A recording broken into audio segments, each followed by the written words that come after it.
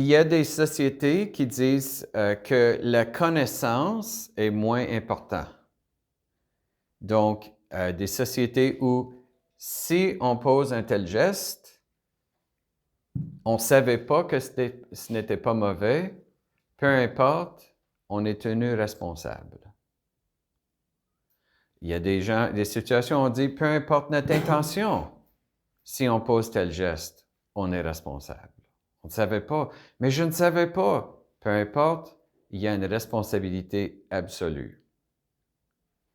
Et il y a des sociétés où il y a des situations diverses. Comme par exemple, quelqu'un qui reçoit une contravention pour, je ne sais pas, on n'a pas arrêté là où il y a un arrêt, et on reçoit une contravention, et la personne va devant le juge et dit, « Ben, je ne savais pas, je n'avais pas vu l'affiche, comment ça se dit, le stop sign, je n'ai pas vu l'arrêt. » Quelle sera la réponse du juge? Il y a une responsabilité absolue. Parce que sinon, on sait, tout le monde va dire, « Ben, je ne l'ai pas vu. » Oh, je ne savais pas que la limite de vitesse était 50 au lieu de 60. Dans les choses de trafic, habituellement, la règle, c'est qu'il y a la responsabilité absolue. Le conducteur est responsable de savoir. Mais, par ailleurs, n'est-il pas vrai que parfois, on fait quelque chose, on ne savait pas, c'est sincère, et la société doit décider, est-ce qu'on va punir la personne ou le tenir responsable quand on voit que vraiment la personne ne savait pas? Parfois, on va punir quelqu'un davantage. Tuer quelqu'un, c'est grave, mais, par exemple aux États-Unis, si la victime est un policier en fonction et le policier est tué pendant qu'on est en train de voler une banque, souvent les peines sont plus élevées parce que, à cause de la nature de la victime, c'est pas juste qu'on a tué un autre humain, les circonstances font que c'est puni davantage. Vous voyez comment c'est complexe et selon nos différents critères d'analyse, on a actuellement, cette semaine, a explosé en Angleterre un grand scandale, les gangs de viol. Est-ce que vous avez entendu parler de ça? Des grooming gangs? Que pendant plus qu'une décennie, il y avait des gangs dans certains endroits en Angleterre où des hommes se mettaient ensemble puis kidnappaient des jeunes filles et les passaient entre eux, puis c'était des viols, et souvent c'était des filles de 13 ans, 14 ans, parfois des jeunes femmes de 18, 19, 20, mais les traitaient comme des esclaves sexuels. Et quand ces filles allaient protester à la police, le scandale, c'est que souvent la police ne faisait rien. Pourquoi? Ben, on découvre que ces gangs étaient composés de Britanniques, des personnes de citoyenneté britannique, mais de souche pakistanaise ou de Bangladesh. Et que les filles étaient tous des filles de race blanche. Et donc, il y a un effet interculturel, il y a un effet interreligieux des musulmans versus des non-musulmans, et que les gens avaient peur que si on persécute ça trop, il y a un aspect de culture, si on va contre ça, ça va créer des tensions interculturelles dans la communauté. Il y avait toutes sortes de, entre guillemets, bonnes raisons, mais finalement, il y a beaucoup de filles qui ont été violées, et on n'allait pas chercher les coupables. On laissait les coupables aller. C'est un gros scandale actuellement en Angleterre. L'action, le viol, c'est mauvais, nous sommes tous d'accord. Les circonstances, les victimes sont des nôtres, ceux qui sont accusés sont de notre culture. Faut-il penser, bien, selon leur culture, c'est pas aussi mauvais que ça, donc on laisse ça entrer en cause dans notre analyse si on va répondre. Les conséquences, si on pousse ça trop loin, c'est possible que ça va créer le désordre dans la société parce que c'est des quartiers, souvent des quartiers d'immigrants où si on fait quelque chose de trop, est-ce qu'il y aura une émeute ou quelque chose? On ne veut pas créer le désordre. Alors, vous voyez, derrière ça, l'analyse morale du geste de ces messieurs est faite. Et c'est quoi l'analyse morale de ceux qui n'ont pas répondu? Mais notre intention, c'est de ne pas créer de désordre dans la société. Et on ne veut pas transmettre le message que tous les musulmans sont des gens qui commettent le viol. On ne veut pas envoyer le message que tous les gens qui viennent de Pakistan sont néfastes. Alors, on essaie de calmer les choses. Mais vous comprenez comment c'est un gros scandale. Parce qu'on ne parle pas des gens qui conduisaient à 60 au lieu de 50. Donc, on avait une analyse de toutes ces choses. Qu'est-ce qu'on a oublié? L'horreur de ça. C'est inacceptable. Comme geste, peu importe le reste, peu importe la culture, peu importe les conséquences, peu importe, etc. Il y avait même une de ces cas, l'analyse faite par les policiers, n'était pas sûr que la victime n'avait pas aimé ce qui est arrivé à elle. Ben, what the hell? Il faut dire qu'il y a une époque au Canada où la violence contre les femmes était moins traitée sérieusement. Il y a toutes sortes de choses. L'abus sexuel des enfants. Souvent, c'était moins... C'est très mal vu aujourd'hui, mais à une époque, je ne dis pas que c'était toléré, tout le monde savait que c'était mauvais, mais en même temps, on se disait quelles sont les conséquences. La pensée populaire, c'était, bon, les enfants sont résilients. Il y a quelque chose de mauvais qui arrive, mais ils peuvent passer à travers facilement parce qu'ils sont encore jeunes. Aujourd'hui, on sait que quelqu'un qui avait été abusé peut porter des séquelles pendant des décennies.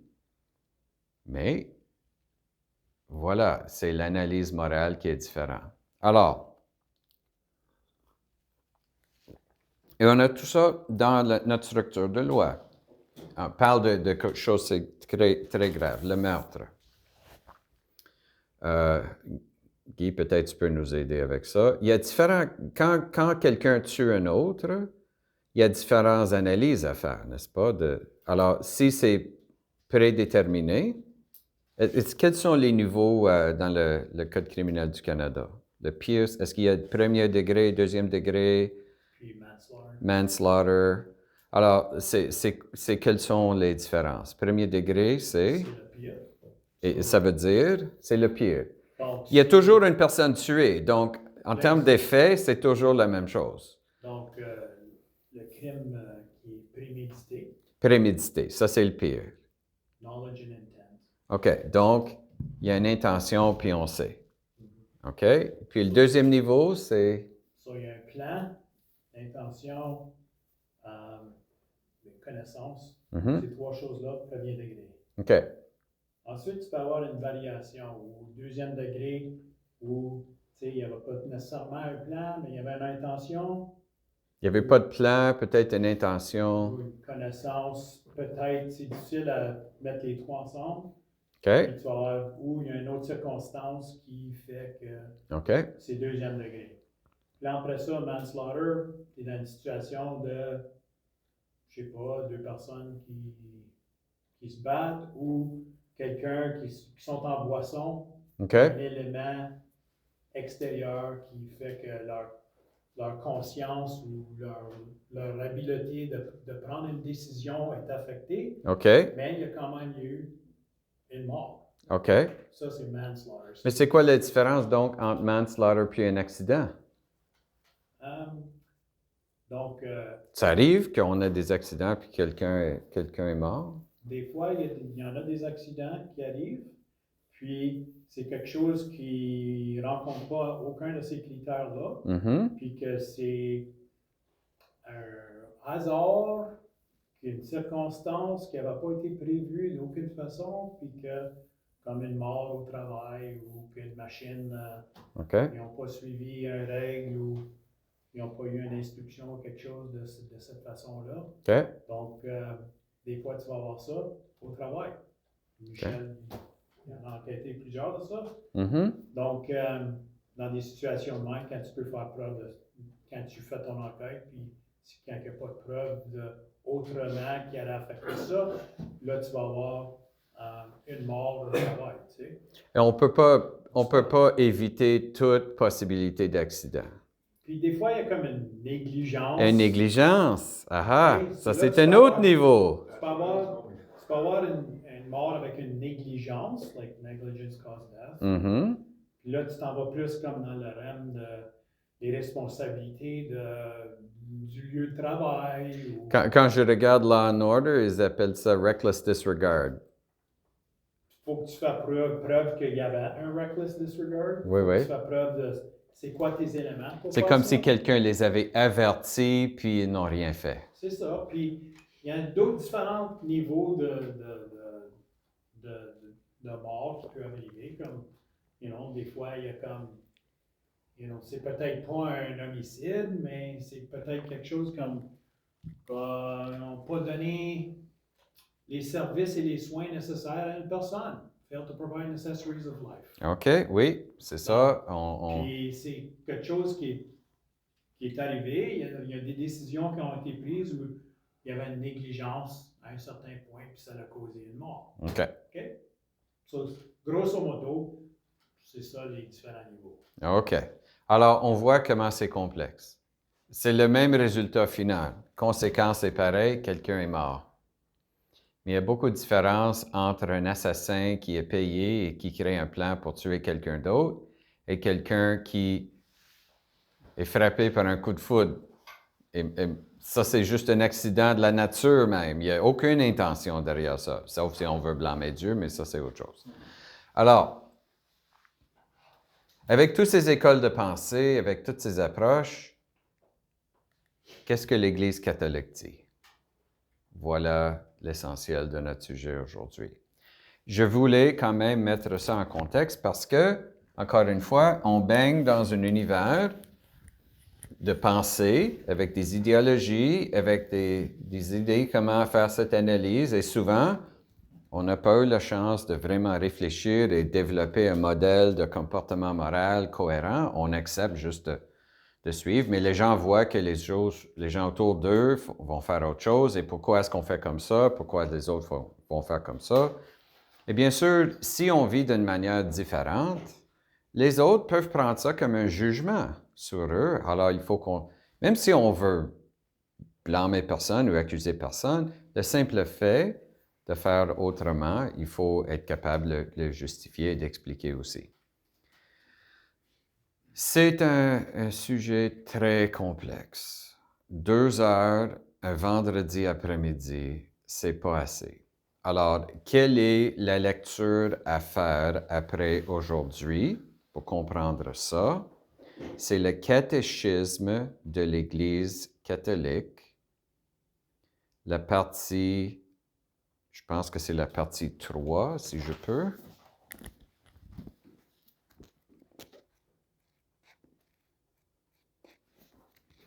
La table de matière est en avant ou en arrière?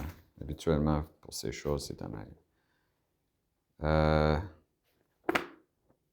Profession de foi chrétienne. Oui, partie 3.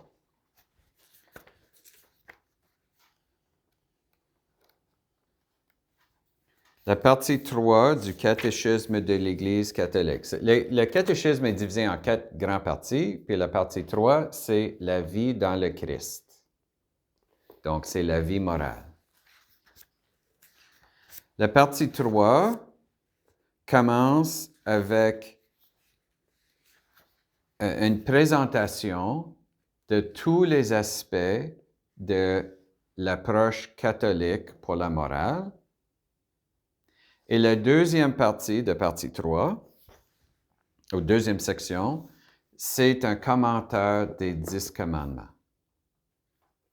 Alors, Si on veut entrer en détail, pourquoi, qu'est-ce qu'il faut faire, qu'est-ce qu'il faut éviter?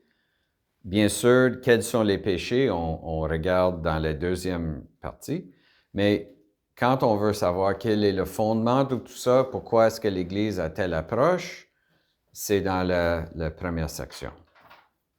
OK? Il faut lire ça, mais je vais vous présenter des éléments de base pour comprendre l'essentiel de l'approche catholique. Est-ce qu'on continue ou est-ce qu'on arrête pour une pause? Je pense à ceux qui doivent partir pour aller voyager. On peut continuer. On peut continuer? OK. OK. Philosophiquement, on sait que l'approche de Platon, c'est la forme qui est plus importante que la matière. C'est l'intelligence qui est plus importante que la matière autour de nous. Donc, pour l'approche de Platon, l'intention et la connaissance sont beaucoup plus importants que le geste posé.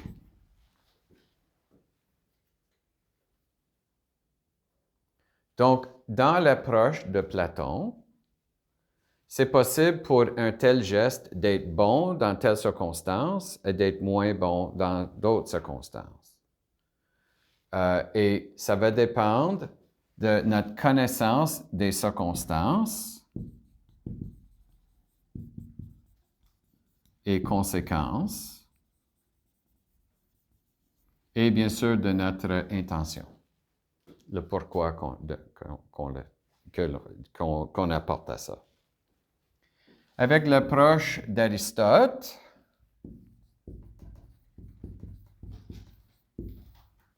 alors, l'essentiel de ça, c'est possible pour un geste d'être parfois bon, parfois pas bon. Ça va dépendre de notre évaluation des circonstances et conséquences et de notre intention. Donc, notre analyse dans notre esprit est plus importante que le geste lui-même.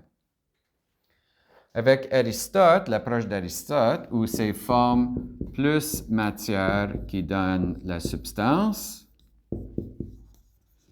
ça veut dire que c'est intention et connaissance ensemble, plus le geste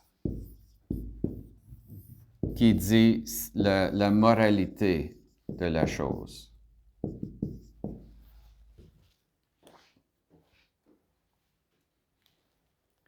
Ça veut dire que avec cette école de pensée, il y a parfois des gestes qu'il faut absolument éviter, peu importe les circonstances ou les conséquences. C'est mieux d'être martyr avant de poser un tel geste. Il y a un niveau de geste, certains gestes, où la réponse est universellement non. Parce que le geste, le contenu du geste, pas juste les circonstances, le contenu du geste entre dans ça. Aussi, dans cette école de pensée, bien sûr, l'intention. On peut poser un geste qui est bon, un bon geste pour quelqu'un, mais si on n'a pas la bonne intention, il n'y a aucun mérite. C'est pas comme Dieu va nous dire, ben, tu cherchais à faire un tort, tu as quand même fait une bonne chose en soi, mais tu as cherché à faire tort, mais je vais te donner tout le mérite parce que c'est l'activité. Non, l'intention doit entrer dans ça aussi. On voit ça souvent avec les cadeaux qu'on donne, les relations de couple. On peut donner une voiture comme cadeau de fête, mais ou on peut donner quelque chose de très simple avec beaucoup d'intention. Les deux vont ensemble pour déterminer si c'est bon. On voit parfois des parents qui donnent toutes sortes de cadeaux dispendieux à leurs enfants, mais on sait que c'est pour remplacer la chose que l'enfant veut vraiment, qui est l'amour de leurs parents. Alors, ils cherchent l'intention, pas juste le cadeau. L'approche catholique se trouve ici. Donc, c'est important d'étudier, d'avoir une certaine connaissance de la psychologie humaine pour évaluer l'aspect interne, mais on peut aussi évaluer l'aspect externe. Donc, la question, une bonne question, on voit la différence entre ces deux écoles. L'aide médicale à mourir. Alors, quand l'aide médicale à mourir a été proposée pour notre société, c'était quoi la justification? Avant ça, c'était « on ne tue pas ». Okay? On ne tue pas. Mais on commence à dire « oui, mais les circonstances. Quelqu'un est gravement malade, la personne n'aura pas de chance, il n'y a pas de traitement, il y aura peut-être beaucoup de douleurs physiques. Et donc, oui, c'est le geste, mais l'intention est d'aider la personne, c'est aide à mourir, c'est pas meurtre. Donc, l'idée, c'est on veut aider la personne à éviter la souffrance, les circonstances. Donc, peu importe le geste, donner la piqûre, peu importe le geste, c'est l'intention dans les circonstances qui est plus important. Vous voyez l'analyse. Alors, bien sûr, la question commence à se poser. Oui, mais si la personne, c'est quoi la gravité de la maladie nécessaire pour justifier ça? Ou qu'est-ce qui arrive si la personne ne peut pas formuler leur propre intention? Est-ce que quelqu'un d'autre peut prendre la décision pour eux?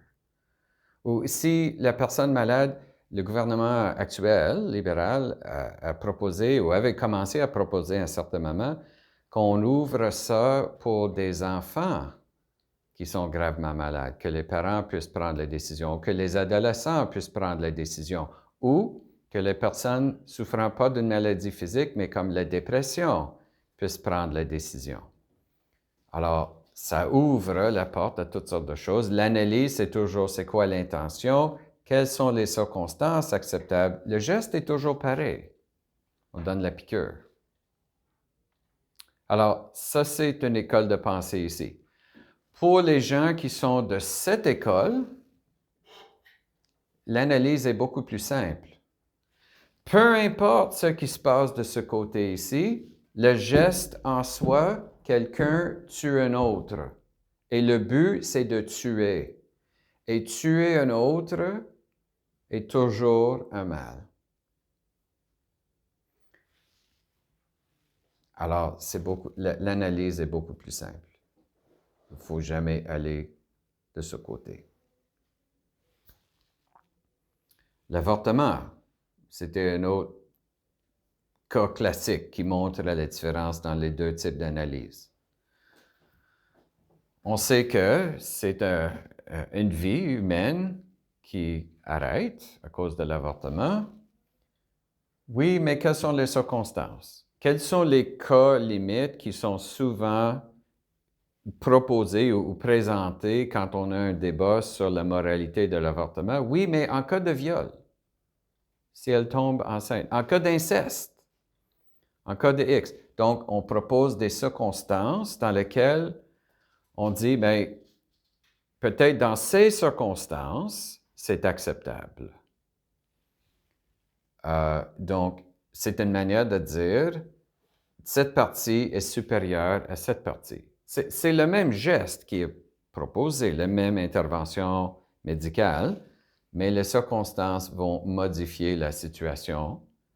Et bien sûr, ce sont des cas très difficiles, ça évoque beaucoup de compassion parmi les gens, mais bien sûr, le moment où on dit, peut-être dans certaines circonstances, c'est admissible, on rentre dans la dynamique ici. C'est pourquoi les gens qui sont contre l'avortement souvent refusent toute possibilité, même dans les cas de viol ou d'inceste. Ils disent non, c'est toujours moralement bon.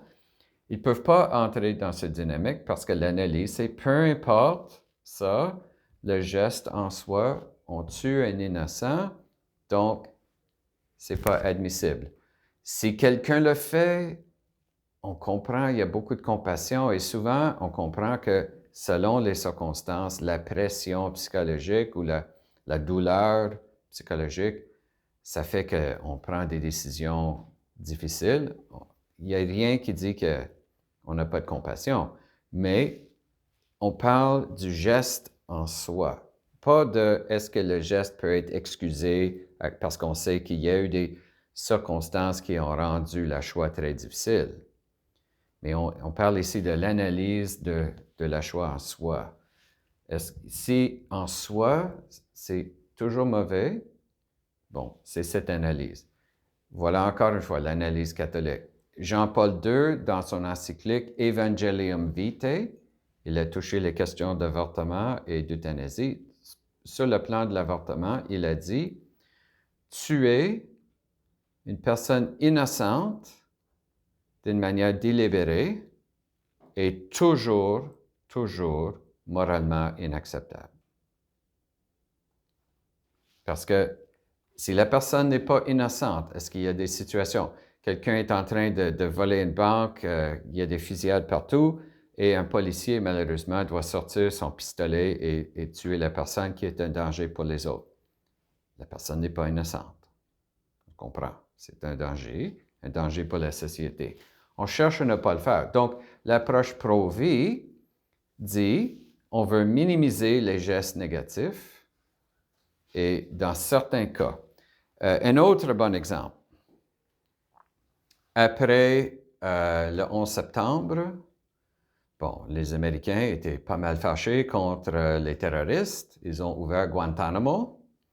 Et qu'est-ce qu'on découvre? Qu'en Irak, à Guantanamo, il y a des gens qui sont torturés. Voilà une question. Et c'est devenu un grand débat parmi les catholiques. Ça a divisé les catholiques aux États-Unis. Des gens très pro-vie. Mais est-ce qu'il y a des circonstances dans lesquelles c'est acceptable de torturer quelqu'un? Et dans les arguments, on a sorti toutes sortes d'arguments comme « Oui, mais si le terroriste sait où se trouve une bombe atomique dans une ville, puis la seule manière de le faire parler, c'est de le torturer, peut-être parce que les conséquences seraient une explosion de bombe nucléaire à New York, peut-être la conséquence et les circonstances fait qu'on peut torturer la personne dans telle situation. » Ici, torturer quelqu'un, c'est un geste toujours inacceptable. Oui, mais, selon les circonstances, etc. Mais qu'est-ce qu'on découvre que souvent, quand on commence à ouvrir la porte à ça, ça s'ouvre davantage. Et c'est très difficile de où est la ligne.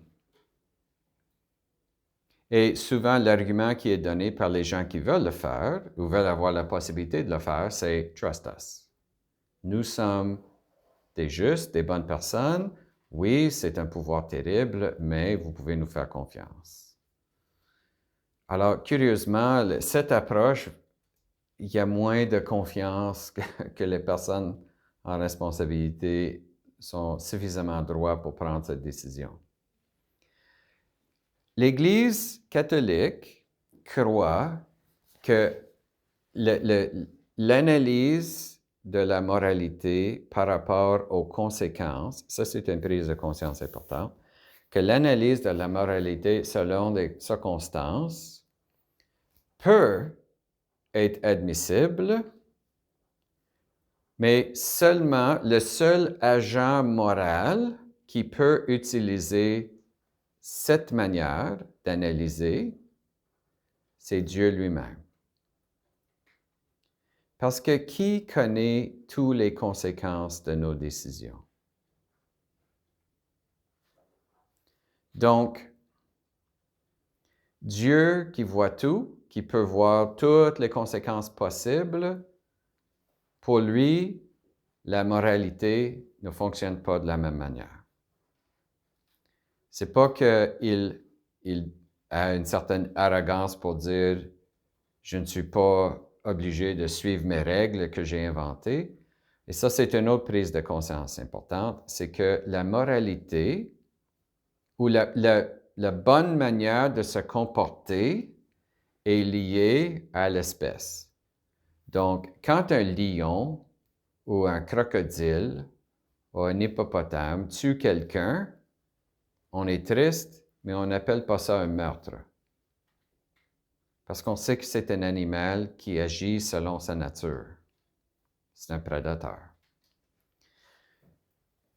Si on sait on est content quand on voit dans le monde animal, parfois un animal va adopter un autre animal, va prendre soin, on voit la compassion entre les espèces, on trouve ça bien parce que c'est une indication que pour nous, combien de vidéos TikTok on voit le chat qui adopte un petit canard ou quelque chose, c'est cute.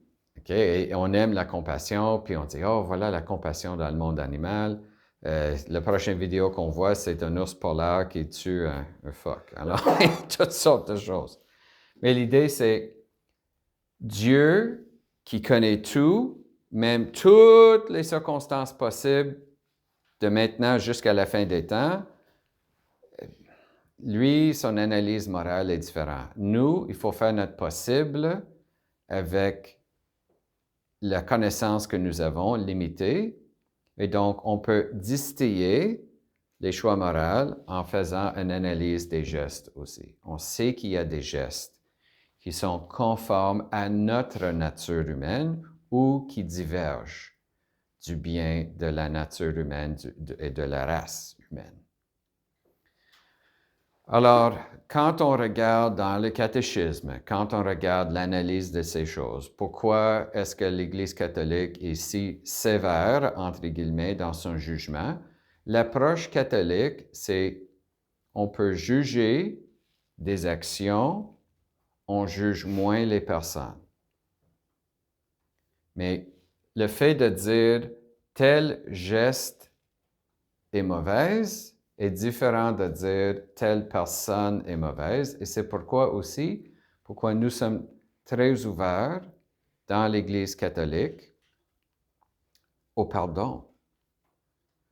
Parce que on peut facilement identifier tel ou tel geste n'est pas bon, mais la personne assise dans un banc à l'Église qui entend ça, ils vont se poser la question, mais ça veut dire que je suis un pécheur, qu'est-ce que je fais? Il faut que je vais me confesser.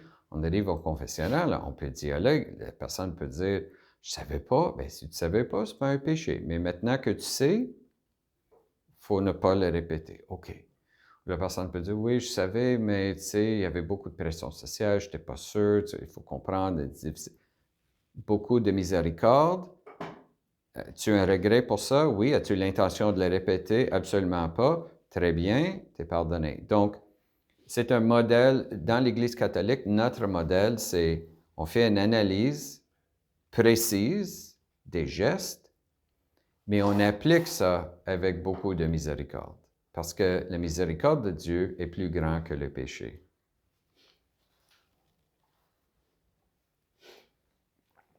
C'est pourquoi, pour ceux qui vont devenir des prédicateurs, on peut prêcher sur des sujets moraux, il faut même le faire.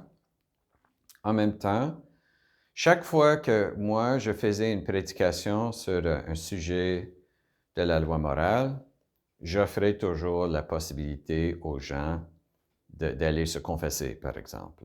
Alors, je me souviens une fois, c'était la fête de l'Assomption de Marie. Alors, je parlais de l'importance de la théologie du corps et dans mon homélie, j'ai parlé de l'avortement.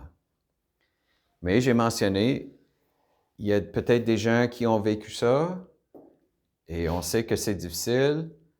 Il y a eu toutes sortes de circonstances, mais écoute, c'est pas qu'on se vante pas d'avoir fait ça.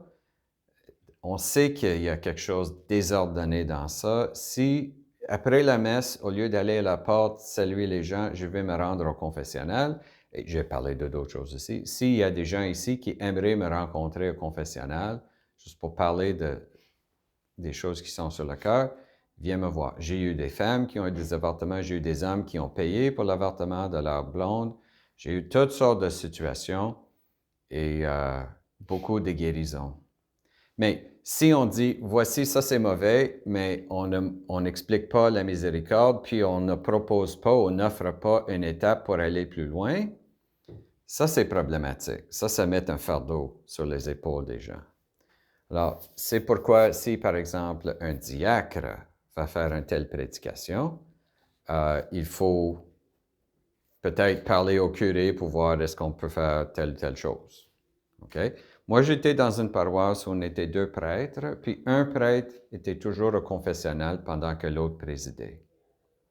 Et donc, on pouvait faire une homélie sur un sujet, sachant que l'autre est présent. C'était très fort. On avait beaucoup de clientèle pour ça, et les gens... Notre paroisse était plus vivante grâce à ça aussi, parce que les gens vivaient comme des personnes réconciliées avec gratitude.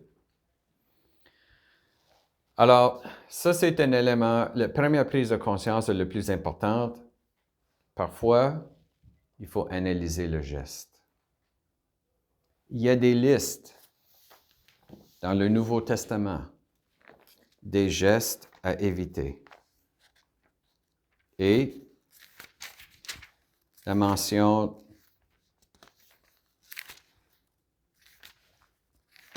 des conséquences. L'Épître aux Galates.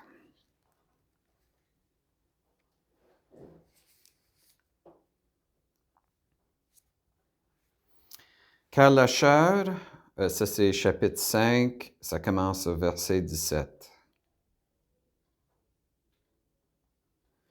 La chair, en ses désirs, s'oppose à l'esprit, et l'esprit à la chair. Entre eux, c'est l'antagonisme. Aussi, ne faites-vous pas ce que vous voulez. Mais si vous êtes conduit par l'esprit, vous n'êtes plus soumis à la loi. On les connaît, les œuvres de la chair. Libertinage, impureté, débauche, idolâtrie, magie, haine, discorde, jalousie, emportement, rivalité, dissension, faction, envie, beuverie, ripaille et d'autres choses semblables. Leurs auteurs, je vous en préviens, comme je l'ai dit, n'hériteront pas du royaume de Dieu.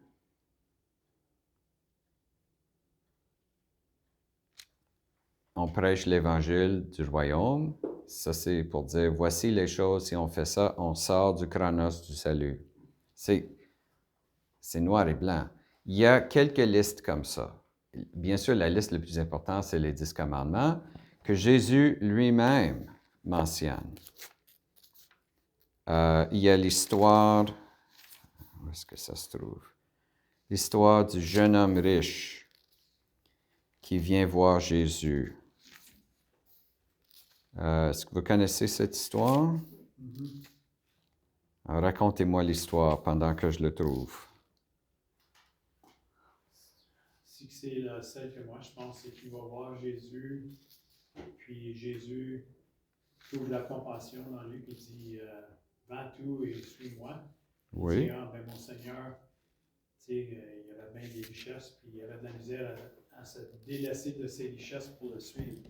Donc Jésus, il répond en disant que, je ne sais pas si c'est là ce qu'il dit, c'est plus facile pour quelqu'un de rentrer dans les cieux que quelqu'un qui a toutes les richesses du monde, Quelque chose de même, exactement. Je ne suis pas un lexicon. Mais je vais devenir autodidacte pour la connaître. C'est parfait. L'appel du riche. Comme il se mettait en route, quelqu'un vint en courant et se jeta à genoux devant lui. Il lui demandait, « Bon maître, Que dois-je faire pour recevoir la vie éternelle en partage? Jésus lui dit, je saute un peu, tu connais les commandements, tu ne commettras pas de meurtre, tu ne commettras pas d'adultère, tu ne voleras pas, tu ne porteras pas de faux témoignages, tu ne feras de tort à personne, honore ton père et ta mère. L'homme lui dit, Maître, tout cela je l'ai observé dès ma jeunesse. Jésus le regarda et se prit à l'aimer et lui dit, une seule chose te manque, va, ce que tu as, vends-le, donne-le aux pauvres et tu auras un trésor dans le ciel. C'est là où il a de la difficulté. Mais la question, qu'est-ce que je dois faire pour avoir la vie éternelle en partage? Pour suivre les commandements. Et Jésus donne une liste des commandements. Donc, l'idée, c'est, si on veut être parfait, oui, il y a une approche spirituelle à suivre qui est plus parfaite. Mais le minimum, c'est une liste. C'est une liste de commandements. Quand Jésus, on lui pose la question sur l'impureté, pourquoi est-ce que les disciples mangent avec des mains impures? Et qu'est-ce que sa réponse? Bon, quand on mange quelque chose, on l'élimine et ça va dans l'égout. Alors, ce n'est pas les choses qui rentrent par la bouche qui rendent impur, ce sont les choses qui sortent de la bouche. Et c'est là où il donne une liste de péchés. Ce n'est pas juste des péchés verbaux, mais toutes sortes de choses. L'idée, c'est ce sont les péchés qui rendent impurs. Donc, l'analyse, j'ai mentionné la troisième partie du catéchisme. Il faut lire.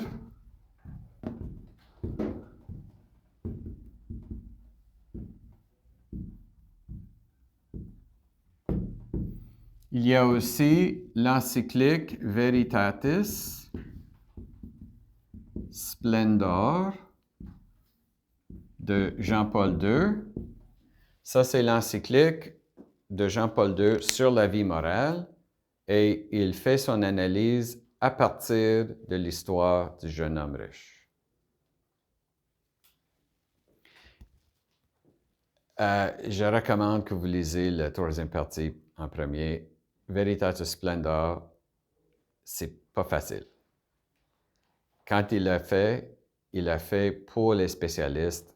C'est un des encycliques qui n'a pas adressé à tous les chrétiens sur le monde entier. Vous êtes en train de devenir des spécialistes, mais vous êtes au début. Mais quand même, c'est intéressant. Je ne veux pas vous décourager. C'est quand même intéressant. Alors, qu'est-ce que l'Église dit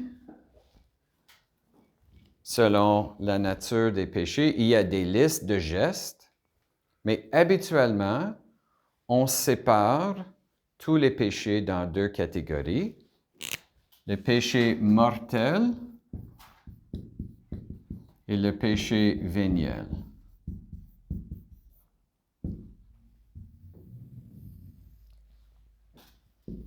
C'est quoi la différence entre les deux?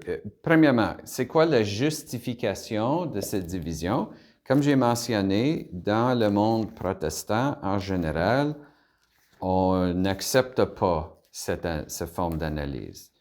Habituellement, chez les protestants, la conclusion, c'est tous les péchés, n'importe quoi, si c'est contre Dieu, c'est péché, et parce que c'est contre Dieu, c'est grave. Étant donné que la solution du péché, c'est l'acte de foi, qui est facile, pourquoi faire une grosse analyse des différentes formes de péché? Pour nous, les catholiques, quelle est la manière d'obtenir le pardon des péchés? C'est tous les sacrements. C'est plus exigeant. Donc, la question se pose, faut-il faire tout ça pour n'importe quoi? Alors, on commence à avoir une analyse comme ça. Mais la justification pour ça, c'est premier épître de Jean, chapitre 5, versets 16 et plus. Si quelqu'un voit son frère commettre un péché qui ne conduit pas à la mort, donc un péché non mortel, qu'il prie et Dieu lui donnera la vie, si vraiment le péché commis ne conduit pas à la mort. Il existe un péché qui conduit à la mort, Ce n'est pas à propos de celui-là que je dis de prier. Toute inquiétude est péché, mais tout péché ne conduit pas à la mort. Bon. Ça, c'est une traduction faite avec les protestants. Donc, péché qui conduit à la mort, versus dans un Bible catholique, habituellement, on met péché mortel. La mention d'un péché mortel veut dire conduit à la mort, mais la connotation est un peu différente. Alors, qu'est-ce qui fait qu'un péché soit mortel? Premièrement, on parle de la matière. Le geste qui fait partie de la matière, la forme et matière. Donc, il faut que ça soit une matière. OK, il faut que je remplace ça. Matière grave. La liste que je viens de vous donner de l'Épître aux Galates, le moment où on dit si quelqu'un fait ça, on perd le royaume, c'est matière grave. Ici, c'est matière non grave. C'est toujours péché, mais ce n'est pas aussi grave que ça.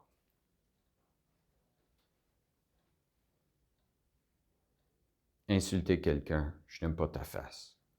Ça peut blesser les sentiments de l'autre, mais c'est peut-être pas aussi grave que ça. Écoute, on n'a pas besoin d'aller en prison pour ça. OK. Mais en plus, pour que ça soit mortel, il faut que ça soit matière grave, il faut que ça soit fait en pleine connaissance, avec la pleine connaissance.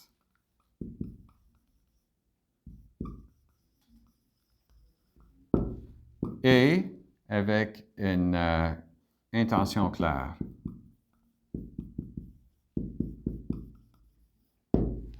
On appelle ça pleine connaissance, pleine intention.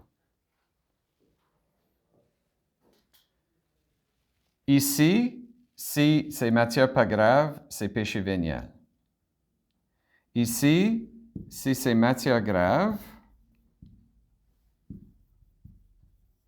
mais ça manque la plénitude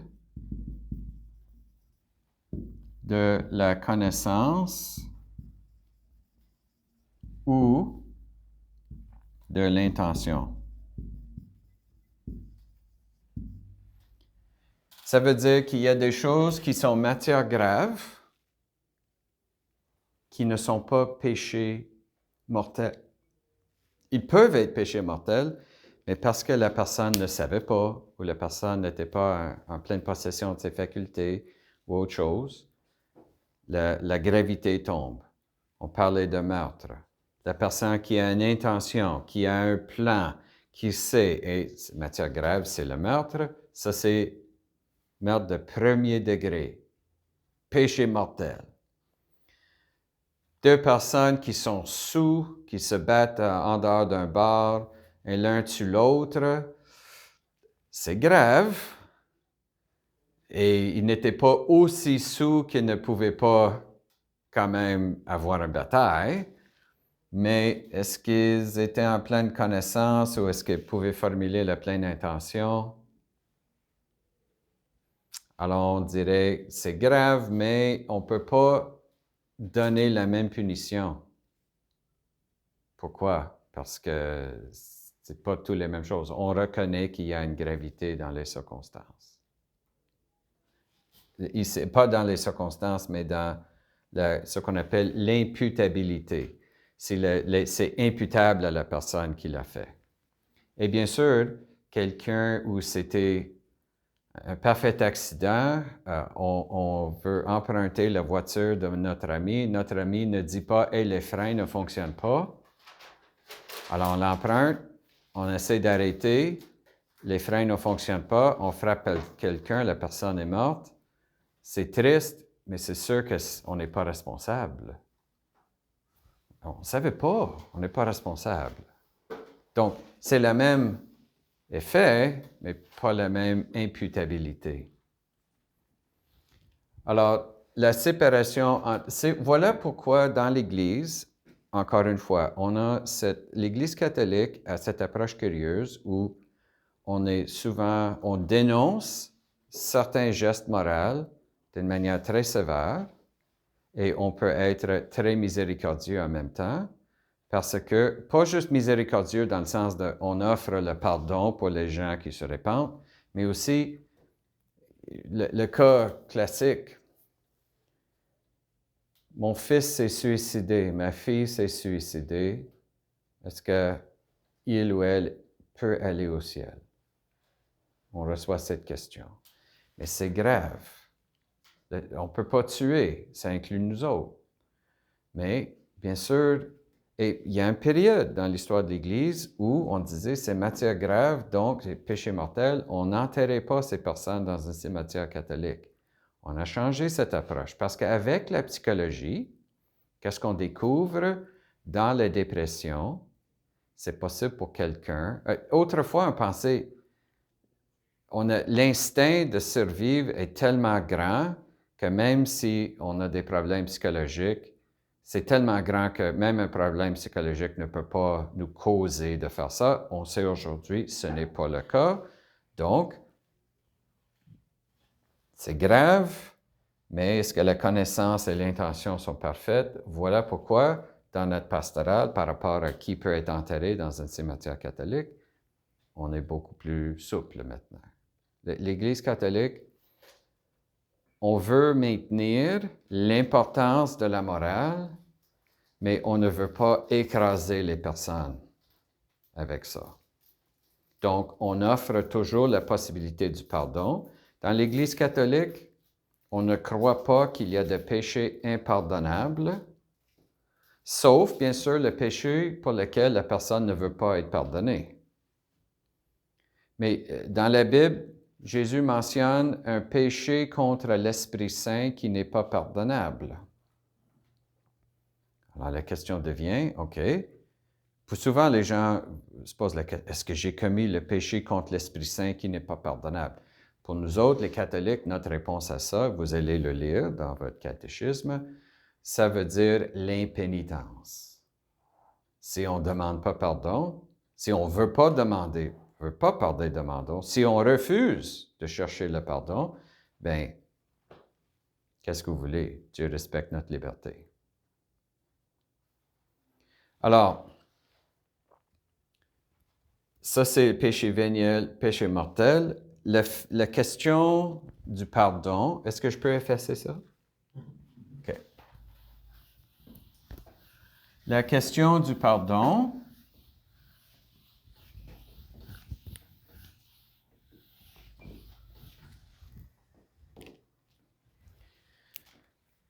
faisons une liste de péchés. Alors, j'ai déjà mentionné meurtre,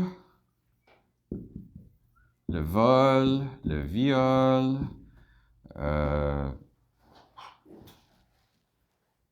suggestion. Qu'est-ce que je peux ajouter à ça? Adultère. Voici un autre exemple. Il y a un couple, puis un jour, ils décident, peut-être on aimerait ajouter un troisième pour faire un ménage à trois. Et les deux sont d'accord pour le faire. Péché ou pas? Mais vous voyez, si l'analyse, c'est l'intention et la permission et le libre arbitre, c'est ça qui détermine, pourquoi pas faire un ménage à trois? Mais si le geste en soi entre dans l'analyse, il ne faut jamais faire ça, c'est toujours un adultère. Alors, voilà d'autres exemples. Alors, meurtre, viol, mentir.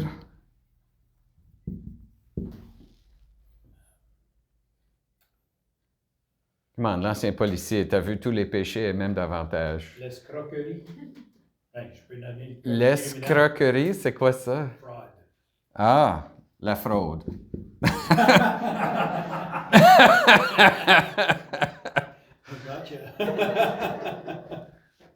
Fraude, c'est une forme de mensonge, habituellement liée au vol. OK.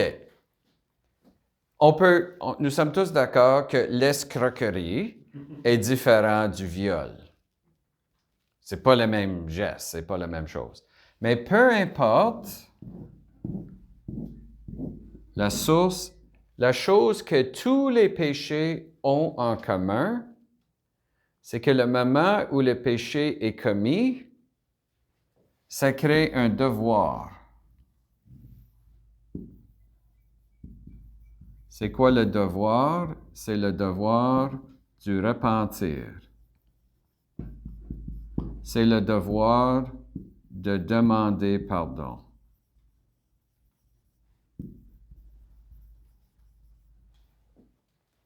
Alors voilà une question. Si quelqu'un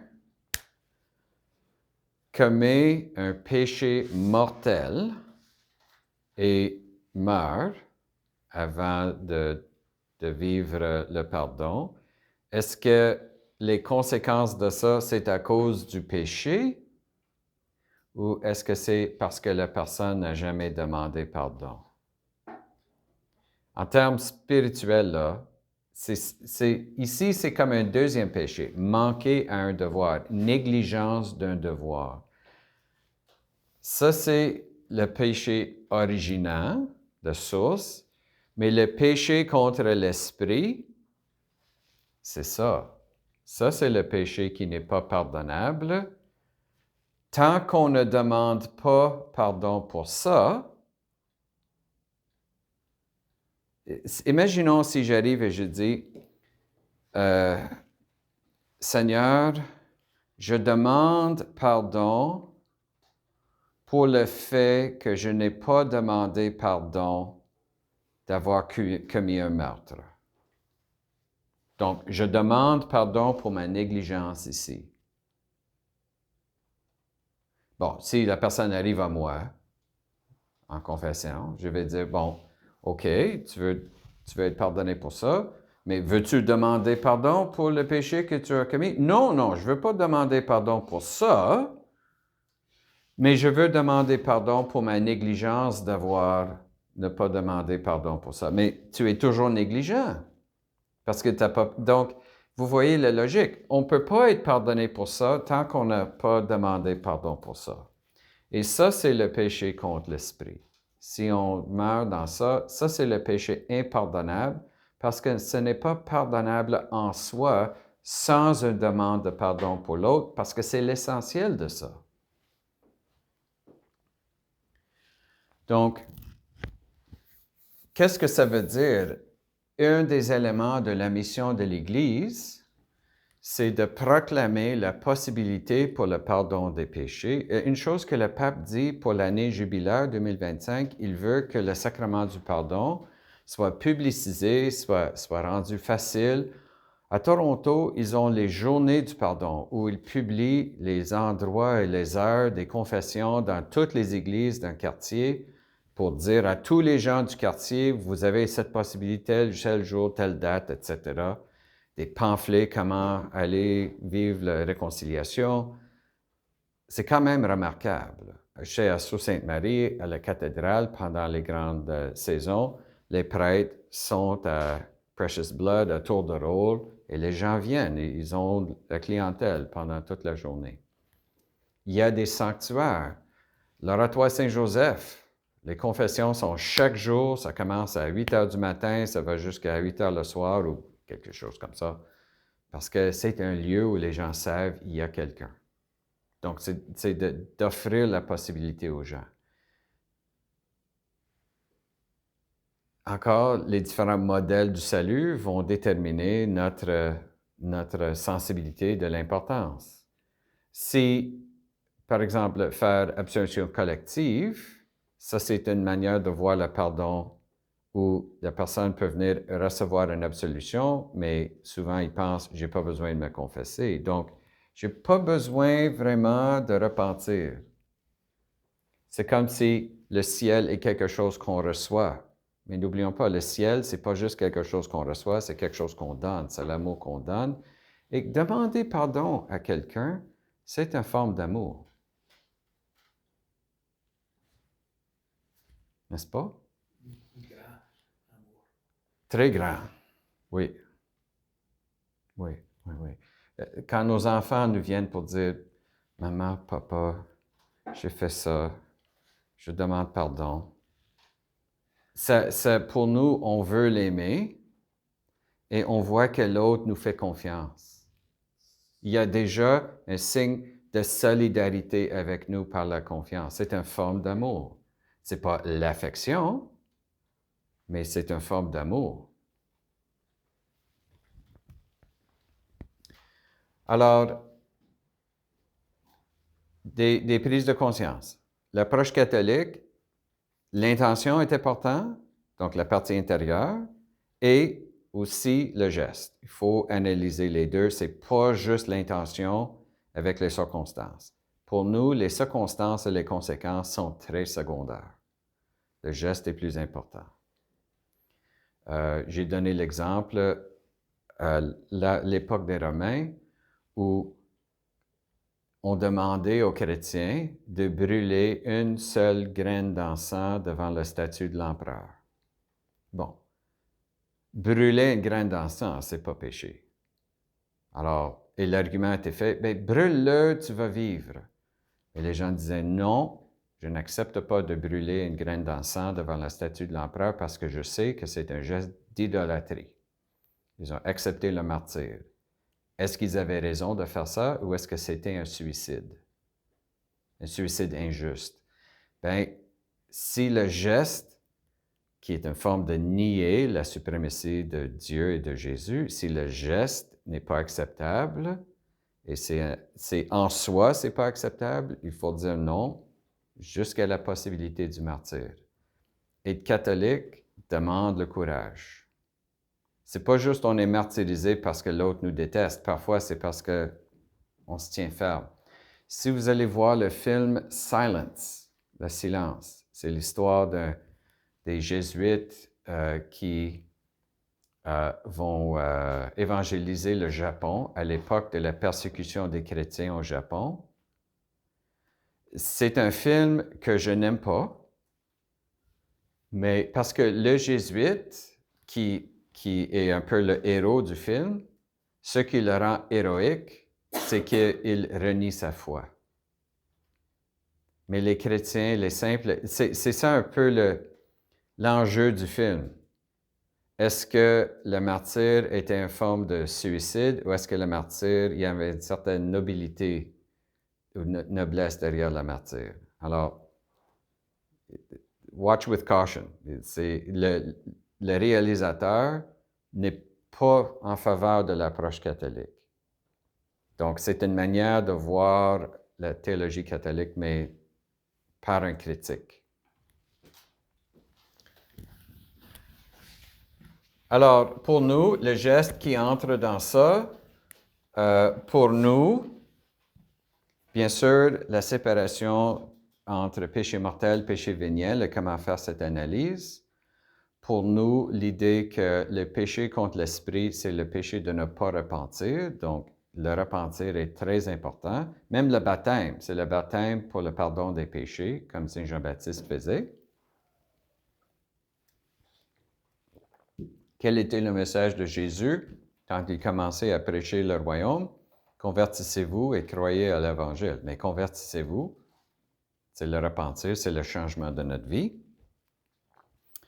Dernière chose pour aujourd'hui, un élément technique, peut-être c'est un sujet avancé dans la théologie morale, mais c'est souvent soulevé lors des objections contre l'approche catholique. Donc, on a quelque chose qui s'appelle le principe de double effet.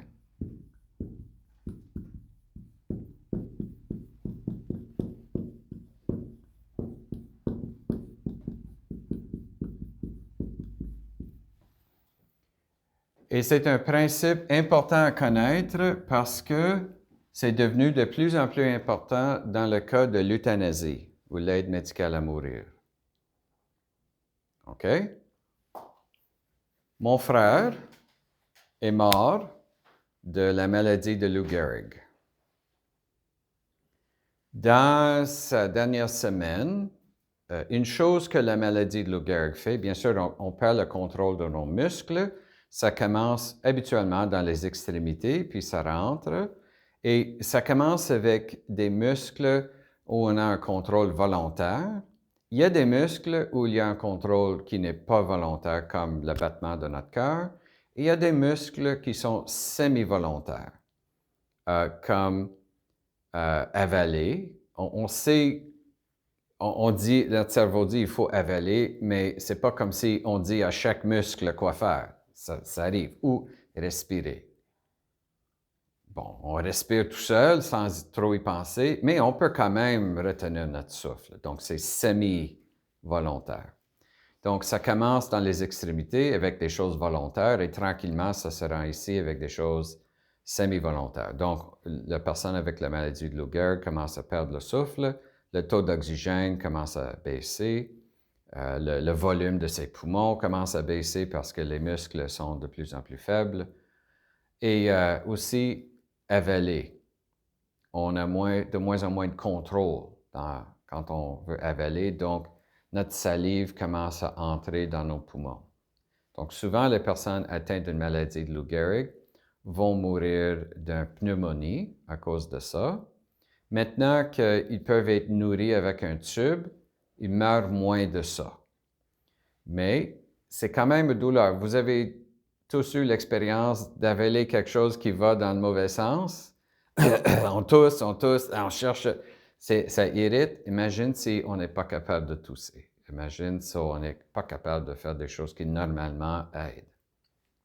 Et que c'est presque continuel parce qu'on n'a presque plus le contrôle. C'est souffrant. Alors, qu'est-ce qu'on donne pour aider avec ça? On donne de la morphine.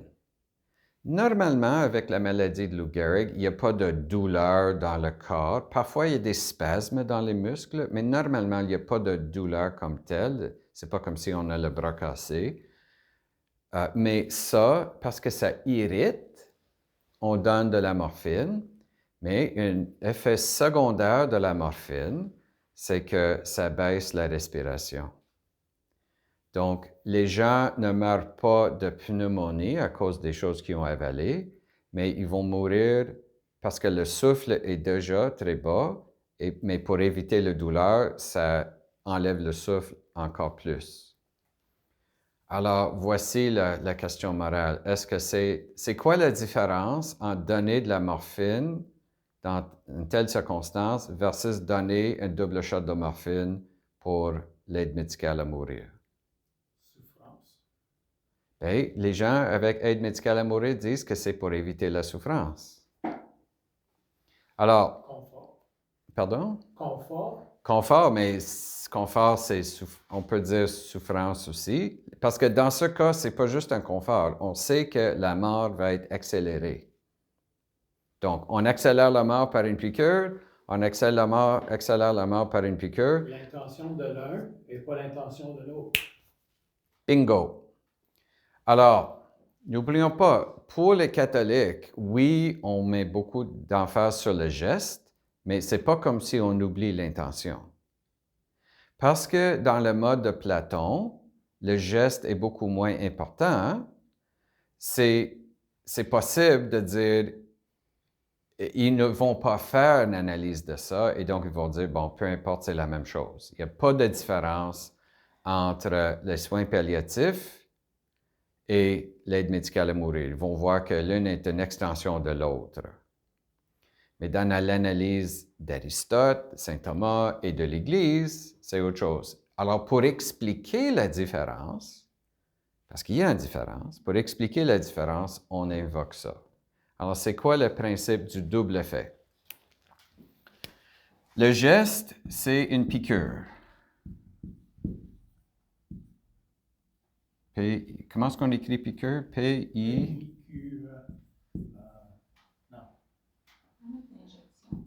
OK, je vais mettre injection. Merci. On fait une injection. OK. Donc, le geste est pareil. Et les conséquences sont, il y a des conséquences qui sont pareilles. Mais la question c'est, est-ce que l'intention, c'est de soulager ou l'intention est de tuer? Alors, la piqûre, l'injection a un double effet. ça va soulager. Et c'est ça ce qu'on cherche. Mais, en même temps, il faut accepter que la mort, possiblement, va arriver plus tôt. Donc, il y a un double effet. Alors, étant donné que tuer, c'est très grave, la mort est très grave, pour l'Église catholique, on peut poser un geste où il y aura un double effet, mais seulement, premièrement, si dans notre intention, c'est pas ça qu'on cherche, donc l'intention entre, et deuxièmement, s'il y a des raisons proportionnelles. La personne, mon père est mort d'un cancer du pancréas. Alors, lui, il faisait des soins palliatifs pour plusieurs mois et vers la fin, il commençait à perdre connaissance. Il était très affaibli. Et une chose, le cœur qui est affaibli bat plus rapidement parce qu'il y a moins de pression avec chaque battement, donc ça prend beaucoup plus de battements pour faire circuler le sang, mais ça crée un sentiment de panique. Même si on n'est pas totalement conscient, souvent on est très agité. Donc, qu'est-ce qu'on fait? On donne un médicament pour soulager, pour un sédatif. Mais bien sûr, ça va ralentir le cœur, donc ça va accélérer la mort. Mais on ne le donne pas pour tuer la personne, on le donne pour soulager et on sait qu'il va mourir bientôt parce qu'il est à la fin de la vie, c'est une maladie incurable, etc. Le but, ce n'est pas d'éviter un malheur à venir en prenant un shortcut, c'est simplement de soulager. Il y a un double effet. Si c'était possible de donner un médicament qui n'aurait pas cet effet, on le donnera. Donc, ça, c'est un peu le calcul pour voir si on a la bonne intention. Est-ce qu'on est prêt à avoir ça sans ça, ou est-ce qu'on cherche ça et on utilise ça comme excuse? Alors, et ça entre dans le calcul. Papa est mort, est mourant, il va mourir, mais on ne sait pas quand. Il souffre d'Alzheimer's. Des fins de vie, Alzheimer's, mais ça peut durer des mois, des semaines, des mois. Et c'est une période de soins très intensifs. Nous, les enfants, le plus que papa vit, le moins qu'il y aura dans l'héritage. Parce qu'il faut payer pour les soins. On sait qu'il va mourir. Alors, et on sait que l'aide médicale à mourir est possible. Donc, pour soulager la douleur qu'il a, le fait qu'il souffre dans ces derniers jours, on va faire ça. Mais on sait aussi que l'héritage, il y aura plus d'argent dans l'héritage. Est-ce qu'on pense que ça n'arrive pas? Ça arrive, je peux vous garantir. Donc, pour éviter de penser que notre intention, l'intention entre en jeu, mais il faut que ça soit l'intention toujours pour ça, pas une intention pour ça. Donc, pour que le principe de double effet fonctionne, il faut premièrement avoir l'intention bonne.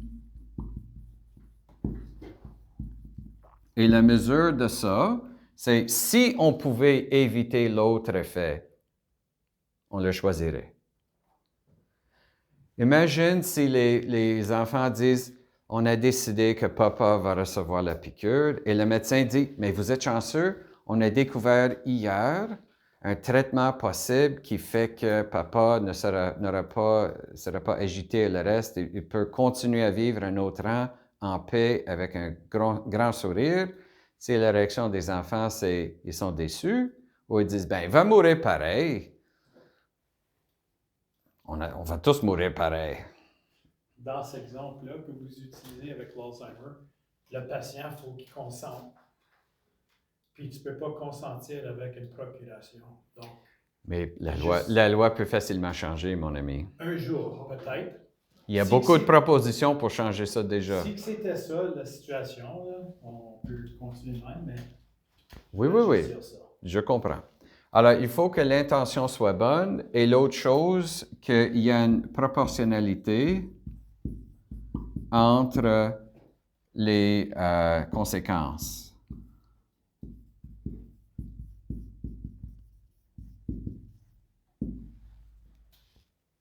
Comme ma mère souffre de démence. Elle ne reconnaît pas les gens toujours. Moi, j'ai eu le plus beau cadeau de Noël cette année. Quand je suis allé voir maman, elle m'a reconnu. Tom était toute heureuse de me voir. C'était le plus beau cadeau. Et, mais une chose pour ma mère, oui, elle souffre d'une démence, mais c'est une femme heureuse.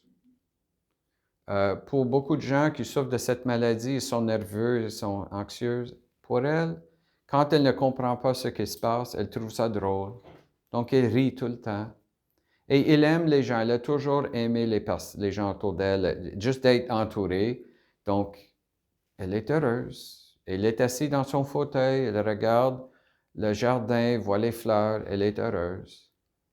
Alors, où est on peut dire, ben, elle ne comprend pas, elle ne se souvient pas de telle chose, elle a de la difficulté à faire sa toilette, elle a de la difficulté à marcher. Quelle est sa qualité de vie?